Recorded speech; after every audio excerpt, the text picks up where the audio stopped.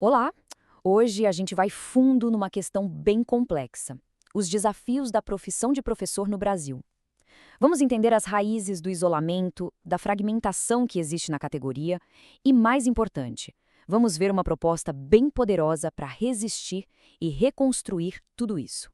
E para começar, já vamos direto ao ponto com uma pergunta que vai guiar toda a nossa conversa. Será que o professor de hoje, o professor moderno, está sendo meio que preparado para falhar? A pergunta é forte. Será que o sistema, do jeito que é, acaba sabotando o sucesso dos educadores? É isso que a gente vai investigar agora. Então, para a gente entender o cenário de hoje, não tem jeito. A gente precisa voltar um pouco no tempo. Porque, sabe, essa fragmentação da profissão de professor não apareceu do nada. Ela tem raízes bem profundas, lá na forma como a educação brasileira foi organizada desde o começo. Pensa só, desde o comecinho do nosso sistema educacional já existia uma tensão no ar. De um lado, você tinha o governo central, lá em cima, tentando criar um currículo único para todo mundo. Sabe, uma linha reta, igual para todo o país. Só que na prática, na outra ponta, cada cidade, cada escola tinha sua própria realidade, as suas urgências. E o que aconteceu? Essa realidade local acabou quebrando essa linha reta em 1000 pedacinhos. No fim das contas, a urgência de resolver os problemas imediatos, de apagar o incêndio do dia a dia, foi mais forte do que a ideia de construir uma carreira de professor que fosse unificada, coesa. E olha, essa divisão histórica não ficou no passado, não. A gente vê o reflexo dela hoje de uma forma muito clara. É só olhar para as escolas. De um lado, os professores efetivos, com mais estabilidade. Do outro, os professores contratados, com vínculos temporários, muitas vezes bem precários. Então, essas duas categorias estão ali, trabalhando juntas, mas vivendo em mundos completamente diferentes. E aí, como é que se cria uma identidade profissional única, um sentimento de nós, com realidades tão distintas? Fica bem difícil, né? E o problema não para por aí. Essa divisão não só continuou, como ela foi, na verdade, aprofundada por algumas políticas de gestão mais recentes. Políticas que acabaram isolando o professor ainda mais no seu dia a dia. O conceito-chave aqui é a nova gestão pública, ou NGP para facilitar. O que é isso, afinal?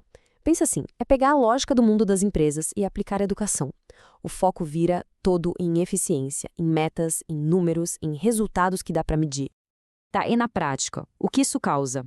Bom, a consequência é que a pressão por resultado individual acaba colocando cada professor numa bolha. É cada um por si. As metas, as avaliações de desempenho, tudo isso só reforça o isolamento. Aquela ideia de trabalhar em equipe, de colaborar, vai perdendo espaço para uma espécie de competição. E essa metáfora aqui ela é muito forte, mas descreve bem o sentimento. A ideia é que, com essa lógica, a escola vira quase uma fábrica do século XIX. O professor se torna um operário, um operador de máquina, e o aluno vira um produto a ser montado e entregue no final da linha. É uma visão que esvazia totalmente o lado humano, o lado colaborativo, que é a essência da educação, né? E para complicar ainda mais o cenário, tem outra coisa. O conhecimento sobre como ensinar geralmente vem de um único lugar, de cima para baixo. A universidade, a academia, produz as teorias, as pesquisas, e esse material é simplesmente entregue para o professor aplicar na sala de aula. É uma via de mão única. Não tem diálogo, não tem troca. O professor acaba sendo visto só como alguém que aplica uma receita, um consumidor de um conhecimento que ele mesmo não ajudou a criar. Ok, o cenário parece bem desanimador, né? Mas calma, existe uma luz no fim do túnel. E a chave para encontrar essa saída pode estar nas ideias de um dos maiores educadores que o mundo já viu, Paulo Freire. É o pensamento dele que nos dá uma ferramenta, uma lente diferente para enxergar um caminho para superar tudo isso. E qual é o ponto central do pensamento dele? Diálogo. Para Freire, tudo começa com diálogo. É conversando, trocando experiências, analisando de forma crítica a própria realidade. É esse processo que ele batizou de conscientização, que faz com que um grupo de pessoas comece a se enxergar como um coletivo com os mesmos problemas e os mesmos objetivos. Então, o caminho seria mais ou menos esse. O ponto de partida é o que a gente já viu: isolamento, fragmentação. O segundo passo, o diálogo, a consciência crítica. Isso funciona como um motor. A partir daí, os professores começam a construir uma identidade coletiva forte, um sentimento de nós. E é só com essa base sólida que se torna possível agir em conjunto para mudar a situação. Beleza, a filosofia é incrível, mas como a gente transforma isso em algo prático do dia a dia? Pois é, agora a gente vai ver uma ferramenta bem concreta que faz exatamente isso. A ideia é usar a pesquisa, a própria pesquisa, como uma forma de resistir e de unir a categoria. E o nome dela é pesquisa colaborativa.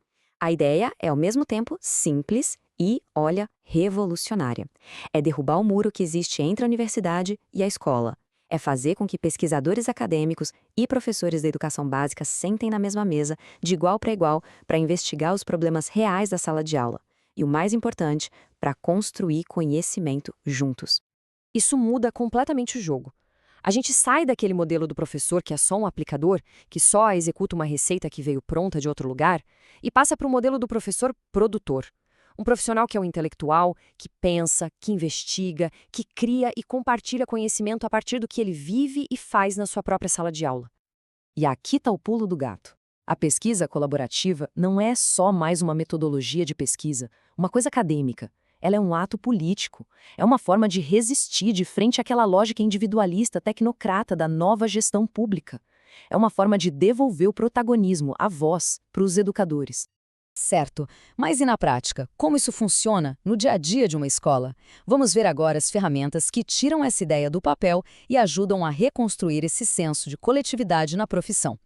Existem algumas ferramentas bem poderosas para isso.